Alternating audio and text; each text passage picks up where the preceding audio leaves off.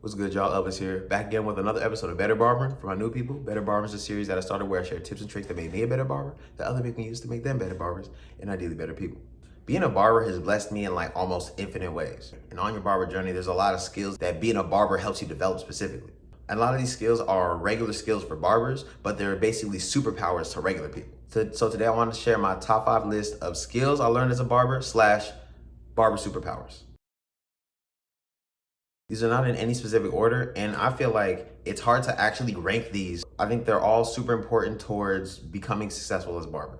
All right, number 1, barber super skill, networking. So networking is gonna keep popping up in these barber videos because there is no barbering business without networking. And being a barber exposes you to a bunch of different people just for the sake of haircuts. So it allows you to build up your social skills in a lot of situations. But I don't really consider building social skills a superpower because that's kind of arbitrary. It doesn't have a specific goal in mind. Networking is basically using your social skills to establish a connection with somebody, if not some type of benefit. Ideally, there's reciprocal value and it's not just you taking advantage of somebody, because that's not networking, that's using people.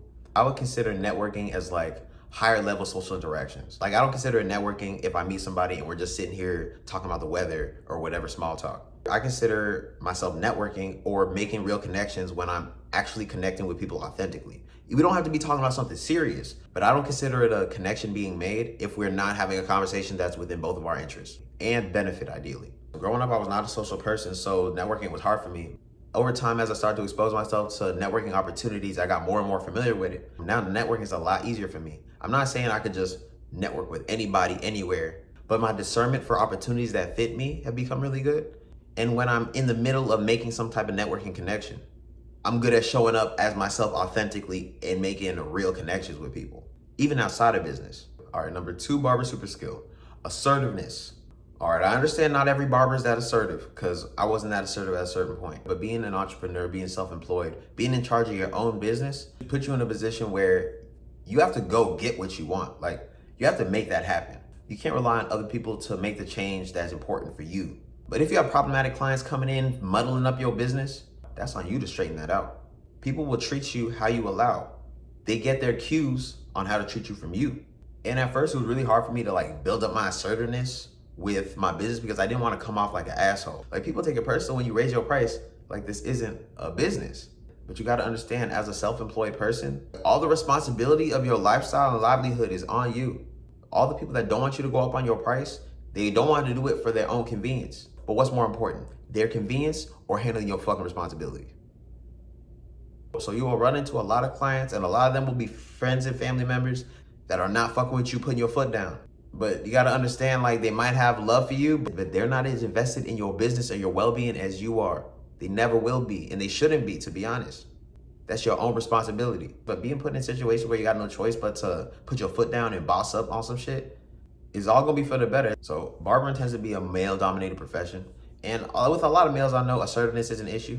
For sure, there's a good amount that struggle with that. But I realize that female barbers tend to have an issue with the being assertive thing.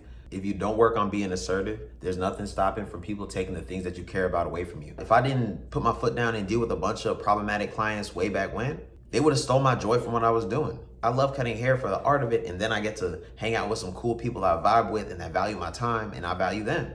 But if I was dealing with people that didn't do that, it would only make me hate what I do. And I probably would have just moved on to something else. All right, number 3, barber superpower. Being able to politic and or bullshit. I almost included lying in this part, but I don't lie, so that wasn't authentic to me. But the line between politicking / bullshitting and lying is super thin. As a barber, your social skills / capacity tends to be a little higher than other people just because you're interacting with all these different people. And a lot of them aren't necessarily people you like that much. I'm talking to my clients, I always try to talk to them about stuff that they like because that makes people talk. And you really get to start to connect with people when you do that. Like sometimes someone will bring up politics or like, let's say an opinion that they have that is not their own opinion. Usually when people start talking about a bunch of social media and current events news, I think it's a fucking irrelevant. Most of the shit is a distraction. But it gets on my nerves when somebody's talking about a shallow topic and then having a shallow perspective on that shallow topic, especially when like somebody's talking about something, but they're just talking about it, not necessarily trying to learn about it. Like when I'm having a discussion with somebody, ideally, I only speak on things that I know something about, but I'm always hoping somebody prove me wrong because I learned something. I don't take that shit personal. But a lot of people be having their own personal agendas and personal ideologies. They're just preaching to me about it. And then I just ask like maybe 2 or 3 questions and it completely breaks down their whole train of logic. And now they're mad. Like, hey bro, you talk to me about this shit. Whenever people are talking to me about something that I don't care about or I think it's fucking stupid, I always say like, I feel you, bro. You got 2, I feel you, bros. And then I'm like, all right, nah, I'm not trying to hear none of that shit. But a lot of it is just being able to steer social interactions and whatnot. Like when I used to cut hair at A&T, I lived right off campus. And because I lived right off campus, I was cutting people in my student apartment. Everybody knew where I stayed. And I really fucking hated that. Sometimes I'd be like outside the crib and it's like 11 p.m. and there's like a truck off in the distance. And of course it's 11 p.m. I can't see who this is. And they're like, yo, Elvis, what's good? And I cut way too many people to know this random voice. But I'm out in front of my crib and I can't pretend like it's not me. Everybody know what I look like. Everybody know where I stay. So yeah, what's good? Da, da, da, da. And sometimes people come up and talk to me and I'm like, this face is dumb familiar. But I know I cut you 1 or 2 times in the last 2 years and I cannot remember your name. But when I'm in situations like that, I'm so good about not using pronouns or not using names or anything. Like one dude stopped me in front of my crib. He was like, oh bro, it's been a minute, da da da da da. I barely remember this nigga. He's talking about, oh yeah, like it's been a minute. I moved to so-and-so for a few months and I just got back. And I'm like, oh, that's crazy, bro. I was wondering where you been at. Da da da da da. Just bullshit. Keep in mind, this dude is familiar, but I do not know him that well to care, honestly. So he outside, he talking about, oh, I'm trying to book an appointment. And this is before I had online booking. So I was thinking like, fuck, well, I can't put him on my schedule if I don't remember his name. And we already 10 minutes into this conversation and I don't remember his name. So then I had a light bulb moment. Hey, bro, put your number in my phone.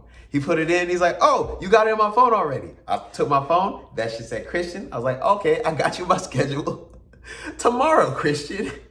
People don't believe me when I say it, but I'd have a thing against lying. Okay, not necessarily lying by omission, because I feel like that's just me not volunteering information. You just didn't ask the right questions. But I have a thing against willingly giving false information. So that also makes it hard for me to like bullshit with people sometimes because it'd be easy to just lie. So I always just try to speak as vaguely as possible. All right, super skill number 4, adaptability. My favorite thing about this industry, about my lifestyle, profession and all that, is that I can make it what I want. Like there's no one size fits all formula for barbering. Given I'm a person that loves and sometimes craves structure, but not going for it lately, I've been loving the chaos. I like that my schedule's literally up to me. God forbid, let's say I have some car trouble or whatever, and I'm gonna be late to like my first morning appointment. It's nothing to just reschedule that person. That allows me to maneuver any which way I want to, for real. Like recently, the AC in the barbershop went out. And boy, summer in North Carolina, that shit's stupid. It was getting like 90 degrees in there. It's taking a little time just because of back orders and whatever. And I was sitting here like, bro, I can't. In the morning, it's kind of all right. But then once it starts to get to like 10 or then noon and then afternoon, that shit is not a barbershop, that shit a sweatshop. So because I wasn't cutting for me and I got a home setup, I was like, what? I'm gonna just cut a bunch of my clients at the crib. So what I did, I flipped my schedule. Now I only got morning appointments at the shop and then I got some clients at the crib. But I only offer cuts at the crib for like established clientele, people that I rock with, honestly. Because I mean, there's a lot of people that I cut, but we're not familiar enough for you to be in my crib. You feel me? But with barbering, I can pivot at any given moment. And that adaptability transfers in a bunch of other areas. Now, if I have whatever inconvenience happens, it's whatever to flip a switch, adjust, handle my business. And being adaptable is a super skill that's gonna feed you forever. Like, drop me in any environment. If there's means and I have the knowledge to survive, I'm gonna do that shit without a doubt. All right, number 5 super skill, and this of course applies to barbers, but generally artists. But creativity. Sometimes people want to shrink creativity down to just some shit you do art with. But creativity is something that serves you in any capacity in life. Like just being able to do artistic things is creative, of course.